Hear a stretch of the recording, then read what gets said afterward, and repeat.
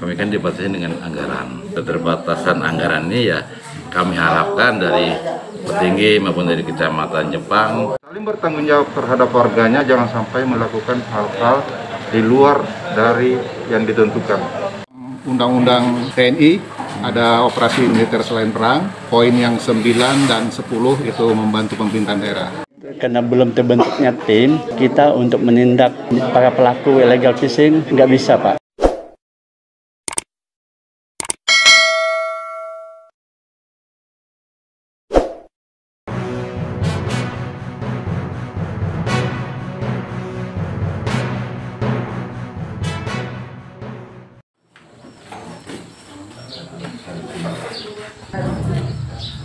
Pemusnahan barang bukti alat tangkap ikan yang dilarang yang dioperasikan di Danau Jumpang. Barang bukti tersebut ditemukan oleh tim illegal fishing Kabupaten Kutai Barat, bekerja kurang lebih 1 pekan lamanya dengan hasil yang cukup memuaskan. Nanti barang tersebut akan kita musnahkan secara bersama-sama dan disaksikan oleh kita dan diliput oleh para media. Memang bekerja sesuai SOP dan hasilnya sesuai dengan apa yang ditemukan di lapangan, dalam hal ini di Danau Jempang di wilayahnya Kabupaten Kutai Barat. Bahwa itu benar-benar terbukti dan benar kita musnahkan sebentar lagi.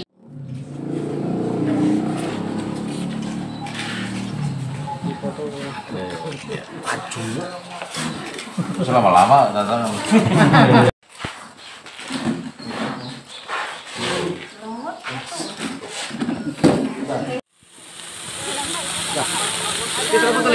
Udah Mas? Oke, siap.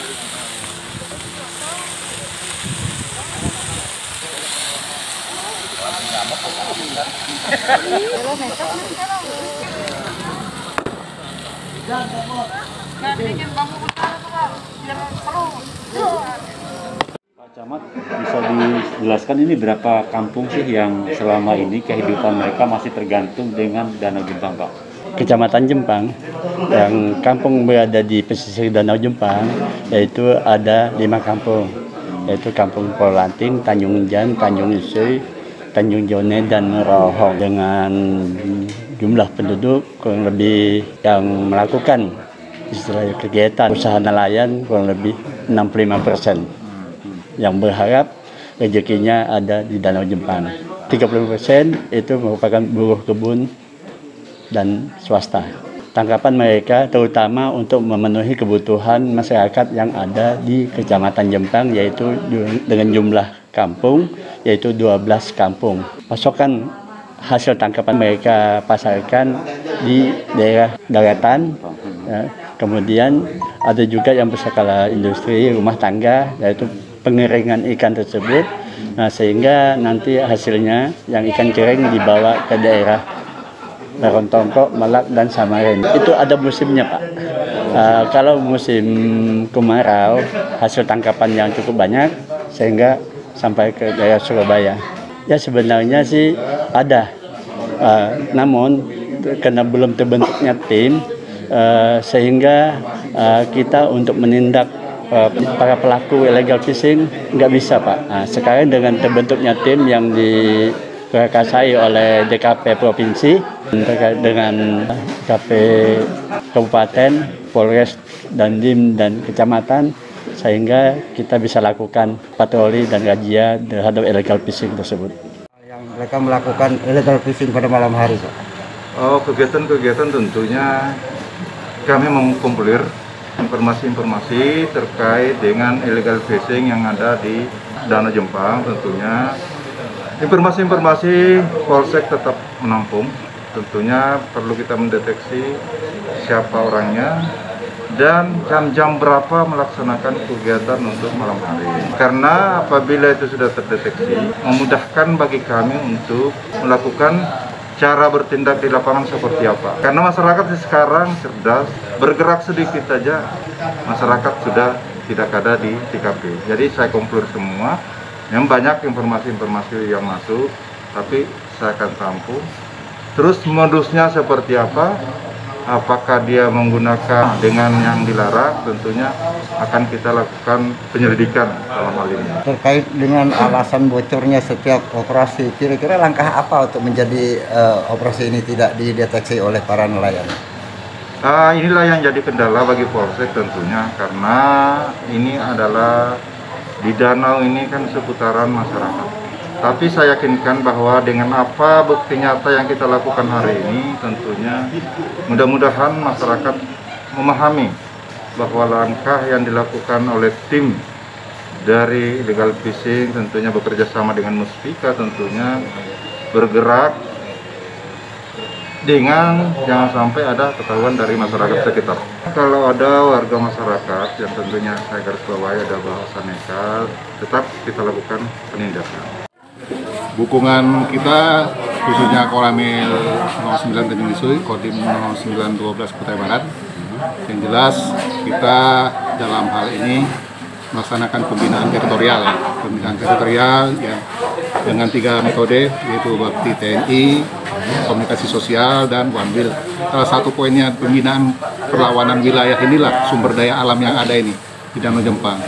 Jadi dalam Undang-Undang TNI ada operasi militer selain perang, 14 butir maksud saya, ada poin yang 9 dan 10 itu membantu pemerintahan daerah. Wujud kami ada di sana, yaitu membantu pemerintahan daerah dengan kegiatan pembinaan perlawanan wilayah. Dukungan kami yang jelas, kami selalu melaksanakan pembinaan, melaksanakan pendampingan apabila ada hal-hal yang menyangkut masalah kewilayahan, rusak-rusak lingkungan, rusak-rusak sumber daya alam lainnya. Kalau personel di Koramil itu ada 10 orang, jadi kalau pas bergerak bisa 2 ke 3 orang. Hanya dari Koramil aja, ya sifatnya kan kalau kewilayahan, yang jelas kita melaporkan sama Pak Dandim bahwa ada kegiatan yang segala macam, atas perintah Pak Dandim juga kita melaksanakan tersebut. Pertama, memang secara aturan alat-alat tangkap ini tidak diperbolehkan. Kemudian ada kesepakatan bersama, tetapi pada kenyataannya masih dilakukan dengan tindakan tegas. Kegiatan lanjutan Pak setelah ini? Untuk kegiatan selanjutnya ya diharapkan dari para petinggi atau dari Kecamatan Jempang untuk melaksanakan operasi mandiri. Kami kan dibatasi dengan anggaran. Jadi anggaran kami kan harus mengawasi kan bukan hanya di perairan umum dan danau dan sungai. Cuma kami harus mengawasi juga ke laut. Nah, akhirnya kami kan kalau dilihat dari jumlahnya mungkin sekitar 40 unit. Nah, kalau kita anggap satu sawaran 100 meter berarti ya hampir 44 kilo. 4 kilo ya, panjangnya 4 kilo mungkin dari sini sampai depan sana mungkin lebih itu. Bukan berapa ton kehilangan ikan, anak-anak ikan loh ya. Bukan ikan dari ikannya kalau bukan konsumsi tidak masalah, tapi kalau untuk anak-anak ikan, anak udang yang harusnya bisa hidup dan membesar untuk kesehatan masyarakat, akhirnya ketangkap dan mati dengan sia-sia. Itu yang kita sayangkan. Operasi terus-menerus Pak, tetapi kami dibatasi dengan anggaran. Maunya kami operasi tiap hari kalau bisa ya semua danau perairan umum yang ada Kaltim ini bebas dari illegal fishing. Itu tujuannya supaya pemerataan pendapatan, kesejahteraan bagi masyarakat di Kaltim. Keterbatasan anggaran ini ya kami harapkan dari petinggi maupun dari Kecamatan Jempang mungkin dibantu dengan aparat dari Polsek dan Koramil Jepang ya dapat melaksanakan operasi mandiri sehingga Danau Jepang bebas dari sawaran. Kami juga ingin untuk nyidik, kami seperti kemarin nyidik di kapal penangkap yang dari Pakatan, kami sidik sampai kami ada hukuman 4 bulan. Nah, dengan di sungai ini karena kejadiannya setengah tahun, otomatis kami ada beberapa refocusing anggaran, jadi kami belum kita fokus habis di nyidik di kapal kemarin. Jadi sebenarnya kita juga dengan Pak Manto mau kita sidik. Coba kemarin kita tawarkan ke Satwas Balikpapan, Satwas STKP yang di Balikpapan, mereka juga kehabisan anggaran untuk penyidikan. Maunya kami ya kita sekolahkanlah mereka untuk efek jerah. Jadi betul nyata kita dianggap tidak main-main dan pemerintah hadir di situ. Jadi, sehingga kita ya maunya ya kami tangkap, kami sidik sampai putusan hakim.